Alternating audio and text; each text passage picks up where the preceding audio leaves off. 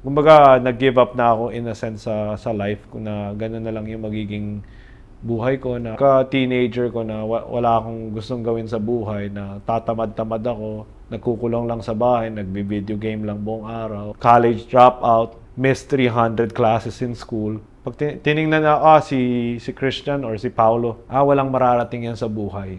Kasi hindi na ako magising, okay lang eh, kasi wala namang purpose buhay ko.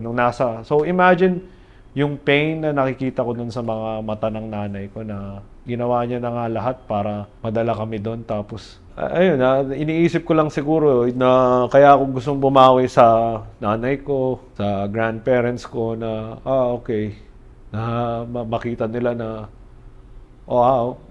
that's my grandkid na he made it.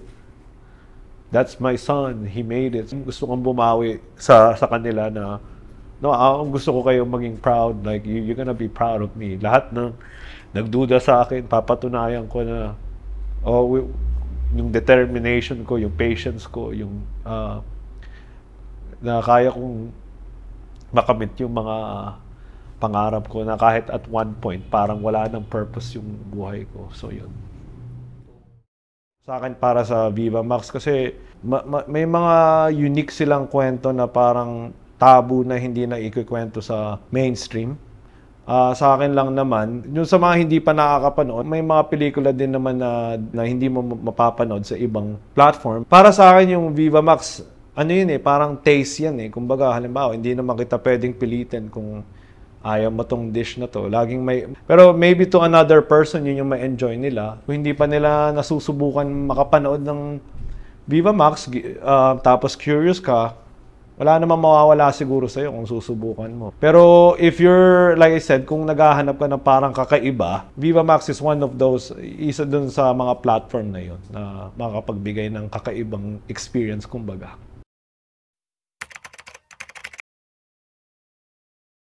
Ako po si Christian Paulo Lat, isa pong director, producer, writer, at isa rin pong aktor. Bali, ngayon po, 'di ba, nagdi-direct din po ako ngayon sa Viva Max bilang isang director, saka nagdi-direct din po ako sa US bilang isang TV director saka series po. Pero nagsimula po yung journey ko nung siguro nag-aspire ako maging isang director. Actually, hindi po talaga ako nag-aspire maging isang director. Kasi nung bata po kami, nag-migrate po kami sa Canada. Siguro nung teenage years ko po. And then, nung nasa Canada po ako, akala ko po na usually naman, 'di ba, pag inaakala pag nag-ibang bansa po kayo, may enjoy niyo yung buhay doon, na mas komportable. Pero sa akin po kasi hindi po naging ganoon yung nangyari kasi nung pumunta po kami sa Canada, parang yung nagpalaki kasi sa akin yung lolo ko, yung lolo at lolo ko po habang OFW yung mga magulang ko. Siguro nagsunod-sunod po siguro yung parang nung nag-Canada ako, nalayo ako sa mga kaibigan ko. Tapos nung nag-migrate po kami doon, namatay po yung lolo ko po. So parang meron po akong part na in a way, syempre hindi na tama na parang regret na hindi ko man lang nakita yung lolo ko na nung namatay siya. So parang I went into some type of depression po nung nasa high school ako doon, to the point na actually hindi ako pumasok ng halos isang buwan na nasa bahay lang ako nagkukulong. Saka hindi rin siguro ako hiyang doon sa winter eh.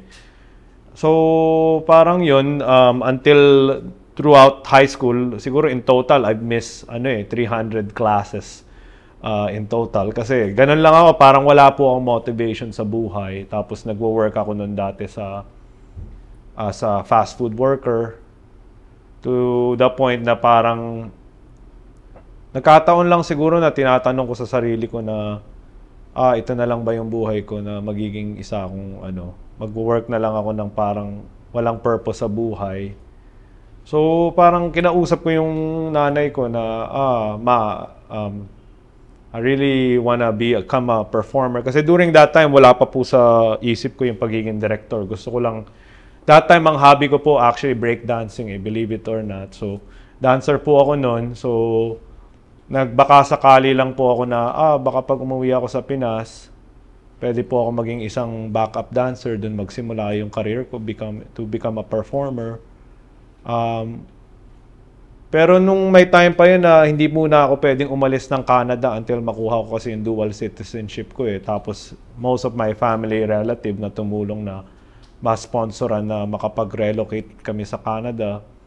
Against dun sa idea kasi the whole point nga na nagpakahirap yung nanay ko dun ilang taon para lang magkaroon siya ng visa tapos madala kami dun tapos gugustuhin ko rin naman palang umalis kaagad to pursue ang isang industriya na like becoming a dancer performer tapos sa bansa like nothing again like Philippines alam naman natin kung gaano kahirap maging isang artist dito hindi siya. Pero yun po talaga yung tinitibok ng puso ko So nung inaantay ko po yung yung dual citizenship ko, nag-college din po ako doon.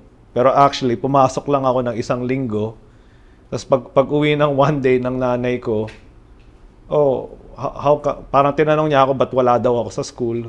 Pero actually by then parang nag-decide na lang na ako na hindi rin para sa akin ang pagka-college kumbaga. So and then lalo lang ako parang sinked into some type of depression kasi walang purpose yung life ko during that time. For me, hindi naman dahil I'm being ungrateful. Yun lang talaga yung nararamdaman ko during that time. So parang yung mom ko, sige kung yan talaga pala yung gusto mong gawin, ba't hindi ka magbakasyon sa Pinas, tapos umuwi ka doon, subukan mo, maging dancer. So pag uwi ko dito, actually, nagsimula yung journey ko nag-workshop ako actually sa Star Magic dance. Kasi during that time, uso yung K-pop So big fan ako ng mga Big Bang, 21. So ang idol ko talaga actually si Rain B or yung sa actor doon sa Full House. I was a big fan kasi narinig ko yung kwento niya Kaya pala siya naging actor or performer. He started as a backup dancer.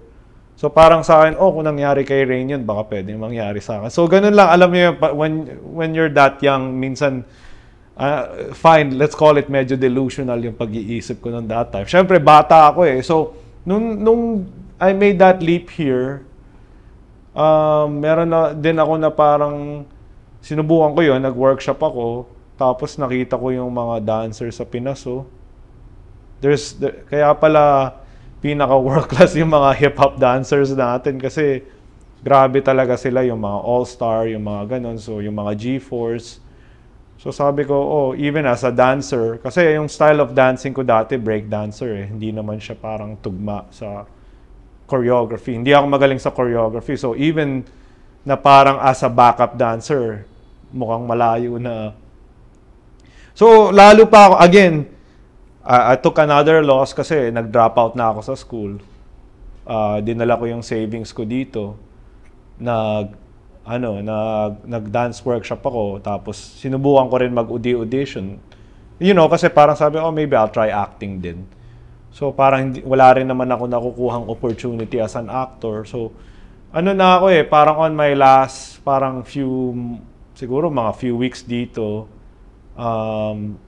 parang nagkaroon lang ako ng one last chance na may nakita akong opportunity to attend.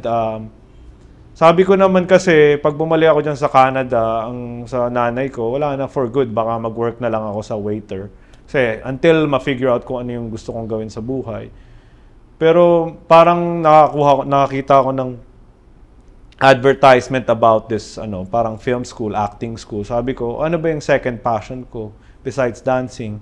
Nung bata ako, I wanna be an action star. I wanna be an actor. So parang okay, magbabaka sakali akong syempre I had to convince again yung nanay ko, yung tatay ko na ano, syempre against sila doon kasi ano ba naman laban mo na maging isang actor. Sabi ko, yun yung parang passion ko. Pwede naman ako siguro mag-acting dyan sa Canada kung magkataon. Pero excuse na lang yan. Wala na akong maisip na excuse. So, nag-attend ako nung parang recruitment nung sa acting school. Nakakuha akong scholarship. So, kinuha ko yung opportunity na yun na mag-practice ng acting. And then, because kaya ako siya kinuha kasi actually wala na pala talaga akong planong bumalik sa Canada noon kasi actually nag-apply na ako sa call center agent kasi syempre okay naman yung English ko, so sabi ko until makakuha ko ng opportunity magko-call center muna ako, pero nakuha ko na yung yung scholarship that time, pero sa Cebu siya, so nag-relocate ako noon sa Cebu. American yung mga teachers ko doon. So parang maganda naman yung tinuro nung teacher ko doon kasi ine-explain nila yung difference between pagiging isang actor versus becoming a celebrity. So parang there's a level sa craftsmanship ng pagiging isang actor. So doon ako natutong mag-acting. To share, yung doon nga talagang halos wala rin naman ako doon kasi wala na rin ako masyadong saving ko doon. Yung apartment ko siguro mga parang 5 square meter lang din na parang isang mattress lang yung kasya doon. And then, syempre yung school na yung international school, magaganda yung mga... Actually, totoo, to be honest, naiinggit nga ako sa mga klase ko. May aircon sila Ako, nakabukas lang ang bintana ako I mean, yung mga bagay na ganun, syempre, hindi naman yun parang sobrang struggle. Pero in that time lang, parang, okay, kahit na ganito yung setting ko ngayon, one day, hindi pa rin nawawala yung vision ko na I'm gonna make my dreams come true, kumbaga. So, yun, nag-persist lang ako na yung understanding na ang pagiging isang actor ay isang craft. So, pero even din, nung pagpunta ko sa film school, kahit naman na nag-acting ako, wala pa rin naman parang mga director na kumukuha dun sa akin. So, parang sa akin, okay. Siyempre, alam naman natin sa industry natin, may mga certain standards sa look na hinahanap. Wala naman, I totally understand that. So, during that time, parang naubusan na rin naman ako ng parang saving. Tumigil muna ako sa pag-aaral, bumalik ako sa Canada para mag-work ulit sa waiter para makaipon ako. Pero hindi ko alam kung, although sa mind ko, ayaw na talagang bumalik sa Canada, pero syempre, kailangan ko naman uli magtrabaho para kumita, makapag-ipon. So, nasa acting ako, parang nasa leave of absence sa acting school habang nasa. Pero ganun, bumalik na uli yung parang depression ko na nagwo-work ako sa pagiging waiter. Pero nagkaroon ng parang ng pagkakataon, parang film competition habang nagwo-work ako sa waiter dun sa city namin sa Ottawa, Canada, yun yung hometown ko. So, parang ang grand prize noon that time was parang $3,000 ganun. Niyaya lang ako ng mom ko, kwento niya sa akin. Okay. So, yung una kong film na ginawa na parang, syempre, nung habang nasa acting film school ako, natututo na rin ako, parang pinapanood ko yung mga director, parang, I think kaya kong gawin yan kasi nerd naman ako, actually. I'm very a geek guy. Background ko rin kasi gaming So parang pinag-combine ko yung pagiging nerd ko o ganyan lang yan. Mga shot. Okay, naintindihan ko yan. So gumawa kami ng film nung kapatid ko na siya naman, yung kapatid ko, mahilig siya mag-shoot ng mga skateboarding video. Gumawa kami ng movie about OFW kasi yun yung alam ko di ba? So ako yung actor, ako yung director, ako yung nagsulat. Kapatid ko yung videographer, cinematographer. Kinas ko pa nga yung lola ko dun as the kontrabida kasi in my head, mahilig siya manood ng TFC that time. So sabi ko, kayang-kaya nitong umarte. So Bali, pinsan ko, gumawa kami ng film na halos buong pamilya at kaibigan ko yun. Tapos sinali namin doon sa competition na yun sa Ottawa. Napag-ipon ako ng konti, bumalik na ako ulit sa Pilipinas, sa acting school. Tapos yun, biglang tumawag yung nanay ko. Sabi niya, Paulo, you won. I was like, what do you mean you won? Nanalo ka. Anong nanalo? Ng best film, ng best actor, best story, best visual. So lahat ng mga bagay na yung parang mga major categories na panalunan namin magkapatid, tapos against mga mga production company doon sa Ottawa. Tapos doon ako unan parang kumita talaga ng pera. So 3,000 siguro that time, 120, 150,000 that time. So para sa akin parang oh my God. Baka, kasi laging ang sabi sa pag nagiging isang artist sa Pinas, walang pera dyan eh. Yun naman lagi yung unang sasabihin sa'yo, dapat maging doktor ka, maging doktor, lawyer, basta anything na di ba yun yung laging tingin, syempre ganun, medyo mas traditional yung side, no? I mean, I love my dad, pero syempre mas traditional siya mag-isip ng gano'n. Naiintindihan ko na. Mom ko medyo rockstar. So pinagbigyan niya ako. So parang narinig lahat ng pamilya ko, okay.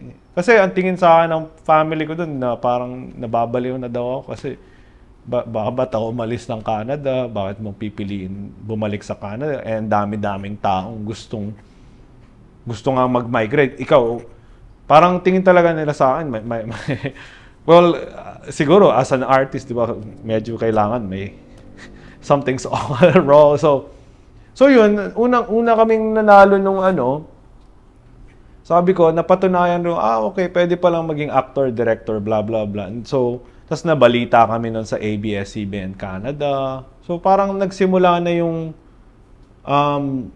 parang hope. Kasi parang walang breakthrough for that, walang that period. Parang rejection after rejection. Tapos biglang, okay. Pero, syempre, nung nanalo kami doon, sumali ulit ako sa festival, nanalo ako here and there. Pero, nandun pa rin kasi yung may kasunod pa doon na chapter. Kasi pag gagawa ka ng short film, ang next mong gusto makamit na milestone is the feature film Kasi parang wala naman sa'yo talagang hindi naman ganun kas-respected yung short film. So parang amateur ka pa rin doon. So yung struggle ng pagiging para maging isang feature film to explain parang yung full length yung mga napapanood natin. So bago ako makarating doon, ang dami ko ring kinailangan ng mga weird na mga trabaho, kung anong mga ginawa ko para makapag-ipon, gagawa ka uli ng pelikula, then fast forward siguro na bigyan ako ng actually nakakatawa nagbukas pa nga ako ng at one point nagsawa na almost ako sa film. Nagbebenta na lang kami ng kapatid ko ng grilled cheese sandwich saka ng coffee sa food park That time parang ang hirap ng film, na lang tayo, mag-business na lang tayo. So, ang dami, kumbaga, yun yung parang sa filmmaking sa akin at least kasi hindi naman ako nanggaling kumbaga wala naman ako connection when it comes to film dito sa Pinas. Ang dami mong layers ng kumbaga saka hindi rin naman mahal hindi mura ang gumawa ng isang pelikula especially kung independent ka. So nabigyan lang siguro ako ng opportunity nung finally may naka-discover sa akin American producer na nag-send ako ng script na gustuhan niya. Ginawa, gusto niyang i-develop into a series, tapos nagustuhan niya yung writing ko from that series. Kinuha niya ako as a writer for shows niya. So nakapag-travel ako sa LA, Atlanta. So yun yung ginawa ko for 5 years. Habang nagwo-work ako sa kanya, nakapagsulat rin ako nung isa kong script na short film ko rin dati na ako yung actor na naging Cinemalaya film. And then ayun, during that period na parang walang nangyayari, pwede siyang all happens in one day or one season of your life na magsasabay-sabay yung opportunity. So, nung gumawa naman ako Cinemalaya film, nagustuhan naman ng tao, and then doon ko na-meet yung mga batchmate ko na nagpakilala sa akin sa Viva. And then ngayon, nabigyan ako ng opportunity na mag-direct naman ngayon sa Viva Max. So, yun yung parang journey ko sa paggawa ng pelikula. But in between, marami naman talaga doon yung, halimbawa, bago ko nagawa yung pelikula ko sa Cinemalaya, di ba? Breakthrough yun para sa akin as a filmmaker. Bigla naman nagka-pandemic. So, na-delay naman yung paggawa ng pelikula. Na-delay actually at one point yung trabaho ko eh. Kasi akala ko, oh my God, back to zero na naman. Wala. Kasi bawal mag-shoot, bawal maganto. So, parang may ganun talaga sa film eh, ups and down eh. Kahit naman tingnan from the outside, parang okay siya. Pero, kasi ang isang pelikula, magastos talaga eh. Yung halimbawa, yung sarili kong pelikula na produce ko, yung savings ko talaga, nilagay ko lahat doon para mapaganda siya. I mean, tapos kung tutuusin, pandemic pa yun. Sa akin, technically, I could have, siguro, ininvest ko na lang dapat yung pera na yun sa, let's say, sa apartment or sa condo or something, or lupa. Pero may ganun, as you see, kung makita mo journey ko, lagi akong parang, mahilig ako mag-take ng risk eh. Laging parang, oh, hindi mo kayang gawin yan. Oh, that's why I'll do it. Kasi sabi mo, hindi ko kayang gawin. So, may lagi akong ganong factor na, pag may gusto ko, parang sinusubukan ko na lang. And then, yun. Kaya, yan na, nandito tayo na nabigyan naman ng opportunity na makapag-direct. Kahit nga ngayon, yung journey ko, kaya ako, di ba, nakwento ko, nagwo-work ako sa US, pero biglang nagkaroon na naman ako ng parang desire na, gusto ko naman gumawa na mag-tell ng kwento dito sa Philippines. So, iniwan ko rin yung trabaho ko sa US na, syempre, mas stable yun. Ngayon, I'm back here. Gusto ko naman magkwento ng mga films dito. So, ngayon, parang sinusundan ko lang talaga kung ano talaga yung tibok ng puso ko. So, I think maraming makaka-vouch dito nung pandemic kasi hindi lang actually yung kailangan yung film yung natigil eh. Kasi, di ba nakwento ko may parang nagbebenta kami ng sandwich coffee. Pati yun, natigil yung cafe namin. Tapos yung feeling na looming kasi hindi mo talaga alam kung saan mo kukunin yung next eh. Kasi syempre, pag tinignan mo yung journey, kala mo napaka-triumphant na, oh yes, nakakuha ko ng trabaho sa US as a writer-director, napasok ako dito sa festival na to. Pero ngayon, parang na-shutdown siya lahat. So, yung film pa naman relies on doing yung production. So, syempre, napaisip ka uli kung ano na naman bang hindi. Yung main thing ko talaga is babalik na naman ba uli ako sa Canada. Doon na naman ako bumalik doon sa aspect na, siguro kailangan ko na naman uli mag-work sa Canada. And actually, sinabihan na ako nung mother ko noon na siguro umuwi ka na lang muna dito. Kasi at least sa Canada, sinusuportahan kasi yung doon eh. Na kahit nasa bahay ka, papadalahan ka ng parang paycheck ng government. I forgot ang tawag dun eh, pero may ganun sila dun. Pero part of me kasi parang yung mindset ko na wala, nag-commit na ako dito eh. Gusto kong makamit yung mga plinano ko. Gusto kong gawin yung pelikula ko. Gusto kong matapos yung pelikula ko. Pag umuwi ako dyan, baka maging comfortable na ako. Hindi ko na uli ituloy yung passion ko. So, may ganun akong aspect eh. Kasi alam ko naman na maganda naman talaga dun eh. Pero I guess gusto ko lang medyo at the edge din na okay, na mag-commit ako dun sa mission ko na tapusin yung sinet out kong mission kung nasaan man ako. Sa film naman dito, syempre may mga lapses kasi na di ba magsusulat ka ng script. And that script, matagal yan, isusulat mo yan ng siguro 6 months to a year. Depende kasi, di ba, I'm just talking in general. Tapos, let's say kung gagawa ka ng independent movie mo, Wala ka namang mga sikat na actors na i-attach, tapos hahanap ka ng financing. Yun talaga yung struggle siguro, yung distribution, as you know naman, kahit sa sinihan. Because of yung ilan lang ba yung mga nanonood talaga ngayon ng local films per se, outside syempre yung mga main festival natin dito. Very risky din naman talaga yung paggawa ng pelikula. So kahit naman, like I said, na director ka, pero kung nagpro-produce ka ng sarili mong concept, pwede ka talagang pwedeng sa isang pelikula, lahat ng savings mo mapunta doon Itataya mo talaga siya And then hindi mo rin alam kung ano ba talaga yung return niyan.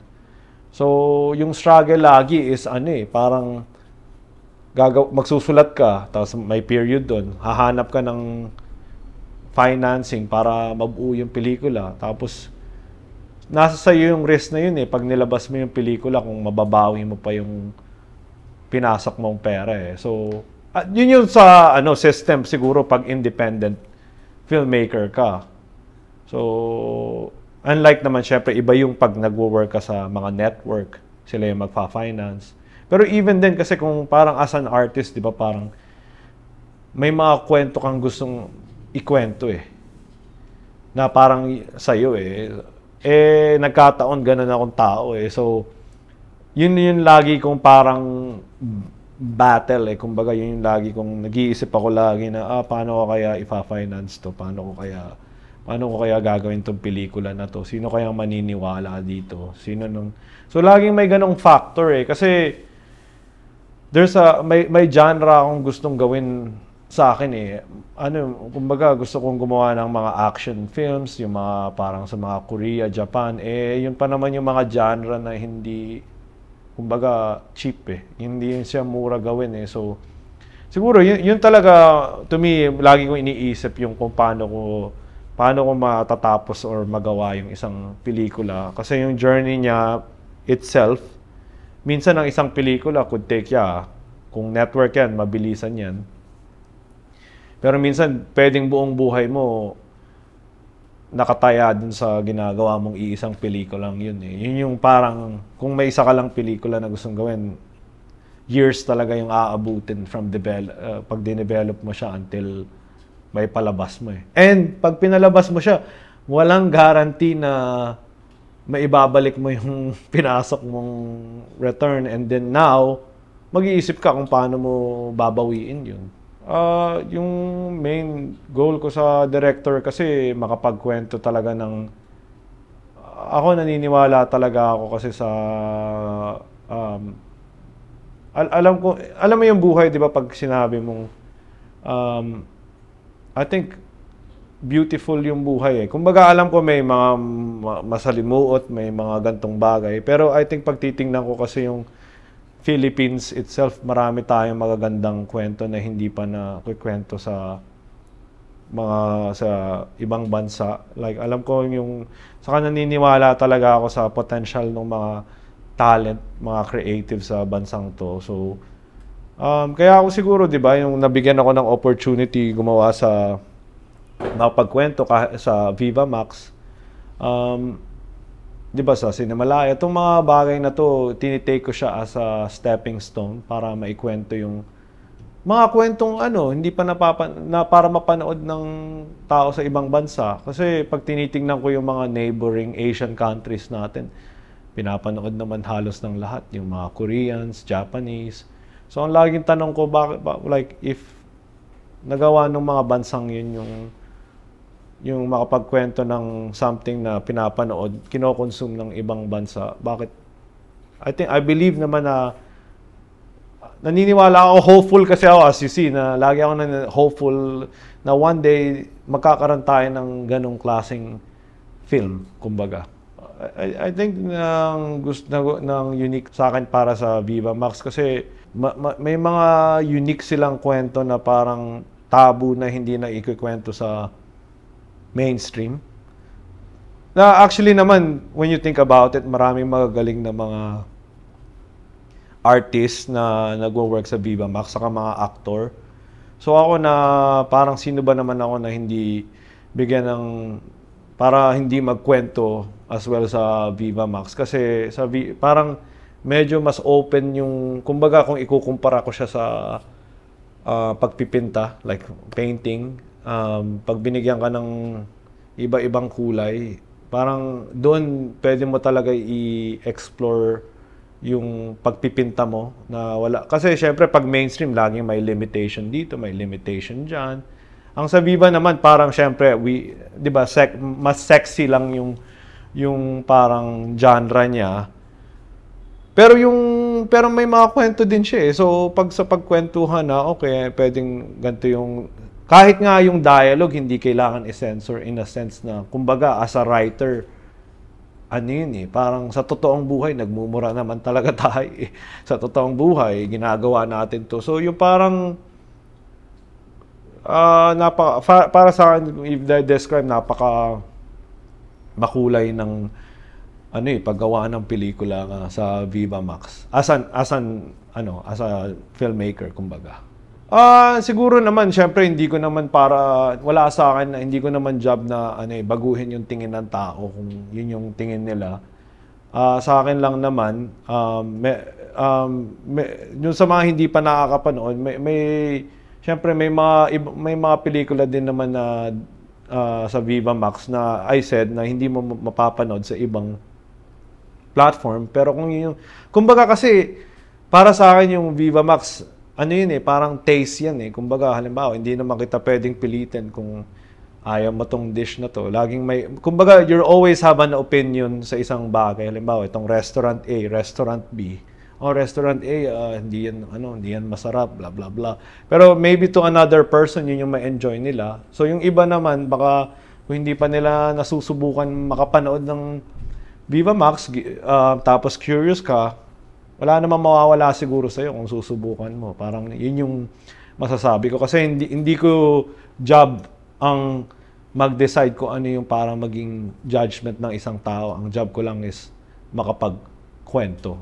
Pero if you're, like I said, kung naghahanap ka ng parang kakaiba, then I think Viva Max is one of those, isa dun sa mga platform na yun na makapagbigay ng kakaibang experience, kumbaga. Kumbaga, share ko lang ito, typical na bata kami mag-isip ng kapatid ko, di ba? Kasi may gumawa kami ng film, tapos natanggap sa isang exhibition yung film namin sa France. And then, pumunta nga kaming France, pero wala naman talaga kaming halos budget. Kumbaga parang sakto lang. Hindi naman kami parang katulad ng ibang director na nasa main competition ng Cannes.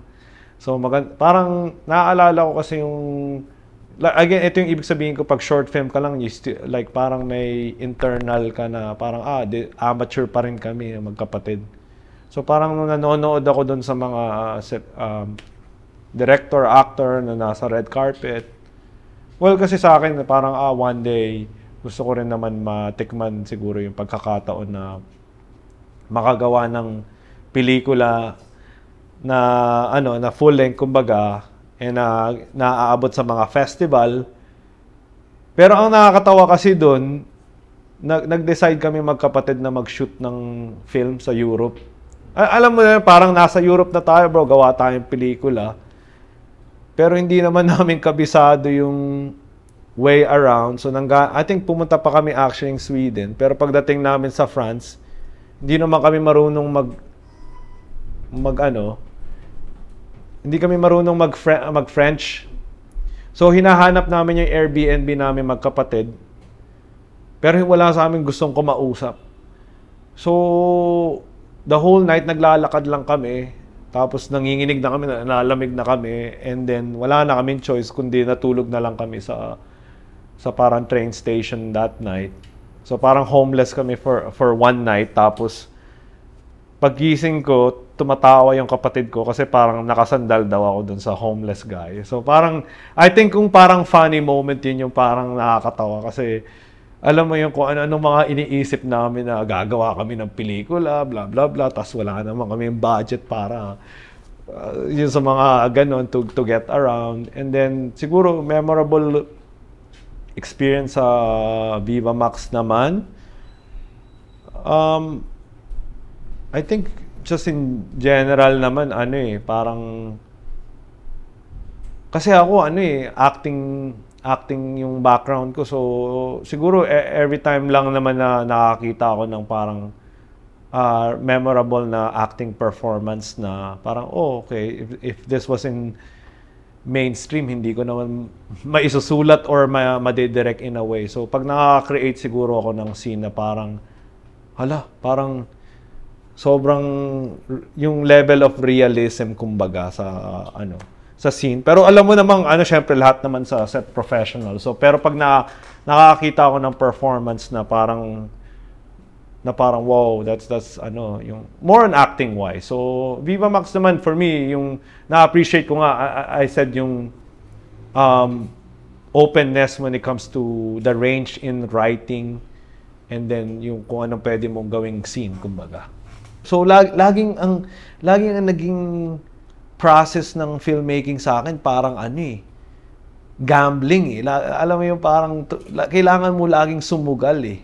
Kasi syempre, kung wala kang gagawin, walang magpe-pay attention sa iyo, hindi mo gagawin. Pero kung hindi mo rin naman isusugal kung ano yung meron ka, wala din eh. So laging yung parang yung kumbaga yung, I guess, hindi ko alam kung metaphor ba, yung sayaw ng buhay sa pelikula, parang laging kailangan mong tumaya eh.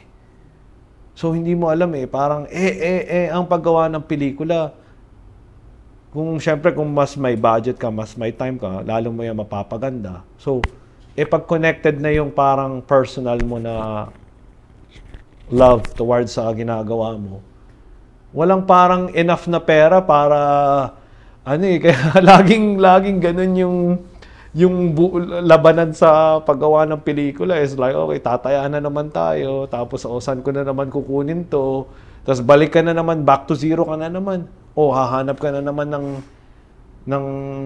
ng financing. So parang it's a never ending cycle na parang, I mean, hindi nga parang level of, hindi naman siguro siya parang addiction kasi hindi naman ako ano, pero parang may ganong desire na you know, gusto kong gawin to, and ang daming parties na involved na ang tipong maapektuhan, syempre relationship mo, mga ganon. Syempre, di ba, hindi ko lang alam masasabi siguro kung gusto mo ng stable life na, you know, na gusto mo magkaasawa, magkaanak.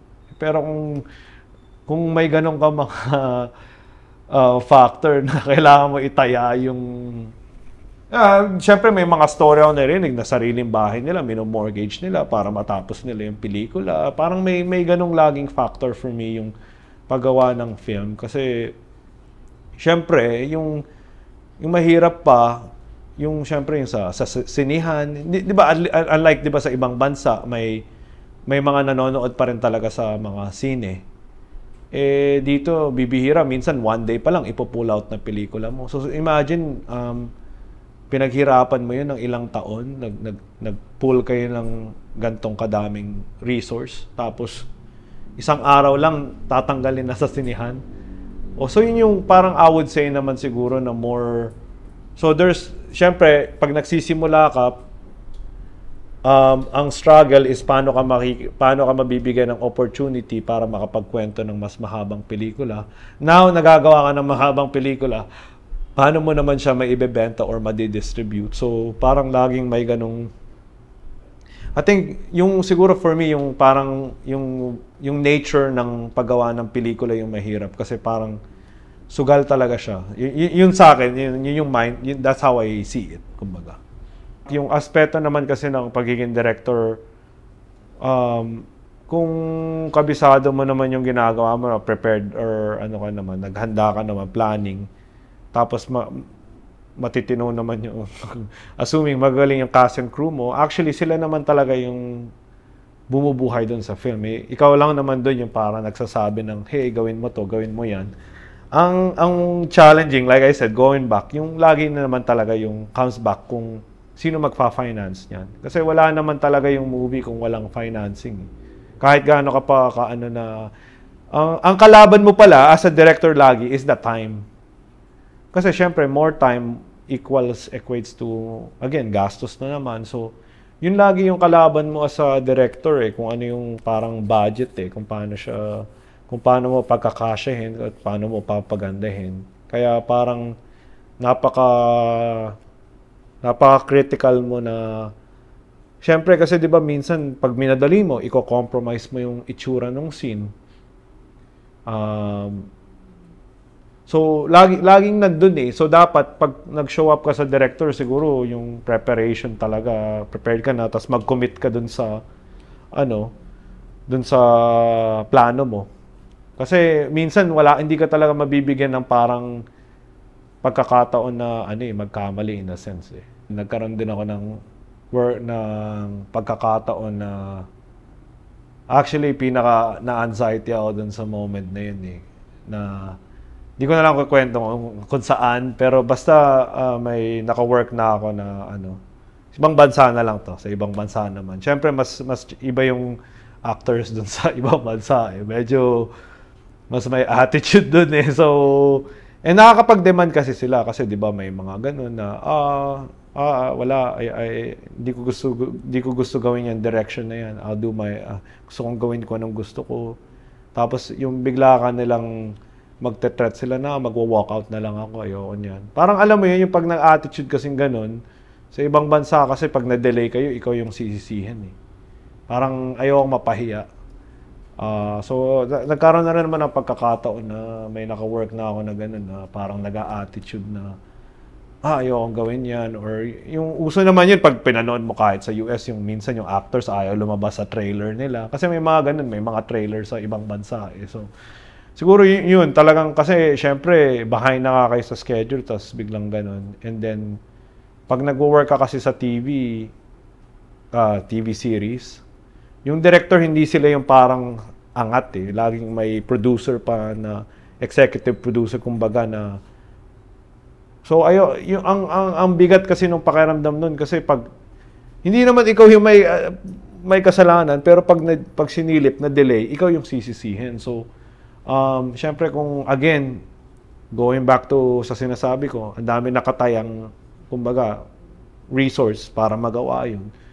Tapos sa'yo, parang ikaw yung masisisi. So ako, yun siguro yung parang, in me, dun ako kasi talaga ako eh, parang, medyo bine-blame ko rin kasi minsan sarili ko. Parang inaako ko talaga yung So, minsan mabigat talaga sa akin yun kasi, ganun ako mag-isip eh, na parang I put all the weight sometimes on my shoulders na yun siguro yung isa yung pinaka-challenging parang parang ayoko na nga mag-direct eh, ready na rin ako mag-walk out. Sabi ko, hindi, I don't wanna direct that person. Ako rin aalis na ako. Parang ganun, nagkaganon na rin. Parang, kasi ako sisisihin, hindi naman ako may kasalanan. Tapos, kumbaga ready na ako umuwi ng Pinas kasi nasa US ako nun eh. Tapos parang, ready na talaga ako kahit i-fire nila ako on the spot. Sabi ko, hindi naman ako pumunta sa set para para bigyan ng attitude nitong taong 'to eh. Nandito ako para mag-direct. Hindi kasama sa job ko yung parang ganun. So, yun, parang kumbaga, ready na ako umuwi kumbaga that time. Siguro napaka-critical ng pagdidirect sa ibang bansa. In fact, ang dami syempre, may 12 hours ka lang in a day eh. And then sa 12 hours na yun, kasama yung lunch, kasama yung yung pagpunta nyo sa set, yung pagbababa ng gamit, inoorasan na kayo. Saka yung pagtatanggal ng gamit, inoorasan na kayo. So, in reality, siguro yung shooting time mo lang between 8 to 9 hours. So, dapat, napaka-precise ng movement mo. Bawal kang and then lahat naman eh. So, halimbawa, kung parang hindi magaling yung isang tao, next day, usually pinapalta na sila eh. So marami ako nakitang gano'n na kung hindi nila ginagawa ng tama yung trabaho nila, pinapalta na kagad sila. Kasi, syempre, time is money there. Kumbaga, yun yung mindset nila. Sa Philippines naman, similar in a sense, pero syempre, mas naman tayo, laid back, I would say. Mas forgiving in that sense. Sa US, bawal kasi talaga parang, I feel na magkamali. So, that goes back nung nagkaroon ako ng ganong interaction na parang doon ako parang na anxiety in a way na parang wow, na parang ako yung mapapahiya dito eh. Kaya hindi namin kumbaga hindi namin na-shoot lahat ng coverage namin kasi ako yung parang, ayoko kasi nagmumukhang ako yung may problema. Ayoko, may ganun akong factor eh. So, yun yung siguro isang thing na, yun, I think mas parang sobrang ano lang, yung organization doon dapat talaga sobrang on the line kasi may mga rules and regulation, pati yung pagkain nyo ng lunch, pati yung lahat na yun parang naka-organize kumbaga. Pinaka-emotional na nangyari po sa inyo na hanggang sa ngayon po parang ito po yung bumubog po sa inyo sa pagkatao po ninyo ngayon. Yung pinaka-naging naka-apekto po sa inyo. Yung pinaka-moment po. Yun nga siguro nung time na hindi kasi nga yung 'di ba it goes back nung sa time nung namatay yung lolo ko tapos ano parang ano lang eh, kumbaga kasi yun yung inspiration ko, kumbaga yung grandparents ko eh, tapos kumbaga kumbaga ano, it's more about accumulation siguro ng yung parang failure, yung lagi ko na minsan yung nagpupush sa akin yung laging parang pushing past the failure, yun naaalala ko nga yung sarili ko siguro back then na wala ako halos na nung nawala na ako ng parang purpose sa life. Hindi, in fact nga hindi willing admit pumunta pa nga ako sa therapy that time para lang ma-sort out yung kasi yung nahiya na ako sa nanay ko kasi parang that time sinisisi ko siya, bakit mo ako dinala dito sa Canada, tingnan mo matay pa si lolo, tingnan mo wala naman ako ditong wala akong ginagawa dito, wala akong gustong gawin sa buhay, parang wala naman akong purpose, ganito lang pala na so yung naalala ko lang nung time na yun na parang kumbaga nag-give up na ako in a sense sa life ko na gano'n na lang yung magiging buhay ko na gigising ako ng ganito, papasok, tapos gano'n na naman, parang kumbaga walang spark na yung buhay ko. Eh, syempre, di ba lumaki nga ako dun with my grandparents. So, parang pero ibig sabihin ko, kaya ako parang motivated na parang, okay, na kahit na ganun yung pagka-teenager ko na wala akong gustong gawin sa buhay, na tatamad-tamad ako, nagkukulong lang sa bahay, nagbi-video game lang buong araw, na college dropout, missed 300 classes in school. Pag tiningnan ko yung sarili kong gano'n, o lahat ng tao, pag tiningnan na, si Christian or si Paulo, walang mararating yan sa buhay. By just looking sa kung sino ako dati, na ako yung actually I could say na ako yung pinaka unmotivated na tao nung time na yun kasi yun lang, parang malungkuting bata lang ako, nagkukulong lang ako sa bahay eh. So kaya nabigyan ako ng parang spark kumbaga in life, na nakita ko yung parang purpose ko sa buhay ko, which is I feel in this world of performing arts, paggawa ng pelikula, creative. Siguro hindi ko na siya parang iti-take for granted. Gusto ko na lang talagang i-dedicate yung life ko sa paggawa ng arts. So yun, parang I think it went full circle na actually, di ba naging teacher pa nga ako at one point. How could you consider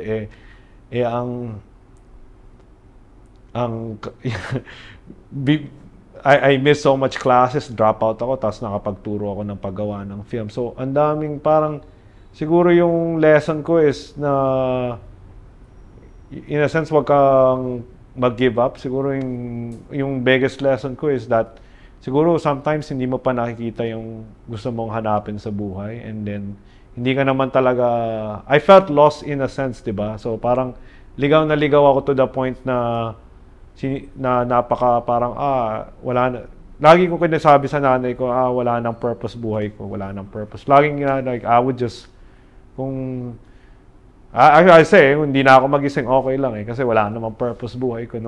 So imagine yung pain na nakikita ko dun sa mga mata ng nanay ko na ginawa niya na nga lahat para madala kami doon. Tapos there's this teenager na laging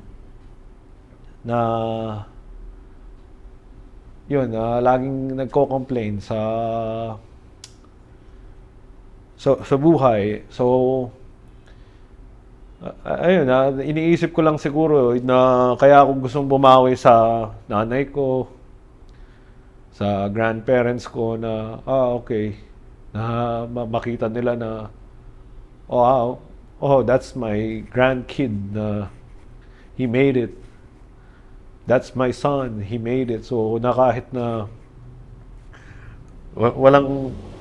parang wala halos, wala masyadong akong parang silbi that time. Gusto kong bumawi sa kanila na, gusto ko kayong maging proud. Like, you're gonna be proud of me. Lahat ng nagduda sa akin, papatunayan ko na, yung determination ko, yung patience ko, yung, na kaya kong makamit yung mga pangarap ko na kahit at one point, parang wala ng purpose yung buhay ko. So, yun. Kung makakausap niyo po yung grandparents niyo po, parang gusto niyo pong sabihin sa kanila? Siguro yung lagi yung binivisualize ko na gusto ko lang di ba kasi syempre ilang beses na ako nakapag-attend ng mga festivals, ilang beses na rin ako na kahit papaano na feature sa mga newspaper. Siguro sa akin gusto ko lang makita yung reaction nila kung gusto. Yun lang naman yung parang sa buhay na akala mo, di ba, it's about money, pero minsan yung mahal natin sa buhay yung importante kasi hindi mo naman may ibabalik yung time eh. So ako cherish ko na lang siguro ako parang meron lang siguro ako vision, siguro gusto ko makita kung ano yung magiging reaction nila pag on stage. Parang gusto ko lang magkaroon ng glimpse na parang, ano kaya, kasi syempre yung pagiging storyteller ko, siguro kaya ganun yung range ko. I grew up with them eh. So when it comes sa mga wisdom about sa knowledge sa buhay, natutunan ko rin sa kanila eh. Kasi di ba, pag nakikinig ko sila kung paano sila mag-usap sa umaga, sa mga taong they conversate. So, yun, kung anong gusto ko sabihin sa kanila, yun ba yung tanong mo? Wala, yun nga, na parang I just want them to be proud na kasi themselves na, di ba, nagpakahirap din sila para sa susunod na generation, kumbaga. So, I'll always be grateful to them. Yun yung everything that I know or who I am today is because of them. Yun yung masasabi ko sa kanila. I think ang ganda kasi ng tanong mo na biggest regret eh. Siguro that's part 2 of what I wanna share as the advice. Siguro in terms of regret, di ba may mga regret tayo per se. Pero kasi I look at regret sometimes na part of lesson and learning yan eh. So kasi kung may regret ako, parang I wouldn't be who I am today kung wala yung na yun. Kumbaga, may mga bagay talaga na, syempre, as you grow older, dati regret yun. Pero ngayon, sa age ko na to, hindi naman ako ganun katanda, pero ibig sabihin ko, ang regret ngayon sa akin, wala na siyang parang sense in a way because kailangan ko talaga mag-make mistakes eh. You need to make mistakes. Kailangan mo mag-fall on your knees. Kailangan mo to be pushed into the depths of yung pinaka mahirap na sitwasyon, and then magkamali na kasi during that time din, 'di ba, pag nagre-regret ka, dapat ganito ginawa ko. Paano mo gagawin na dapat ganito ginawa ko? Wala pa nga sa knowledge mo yung paano gawin ng tama that time eh. So, ako, ini-embrace ko yung regret eh. Kasi parang part of life na talaga siya. So wala akong parang I would say na biggest regret. Kumbaga everything needed to happen for it to happen. So yun yung everything happens for a reason kumbaga. Mga ka-off the record, gusto nyo pa ba ng ibang malupit na istorya? I-click nyo lang ang mga video na nasa screen. Maraming salamat!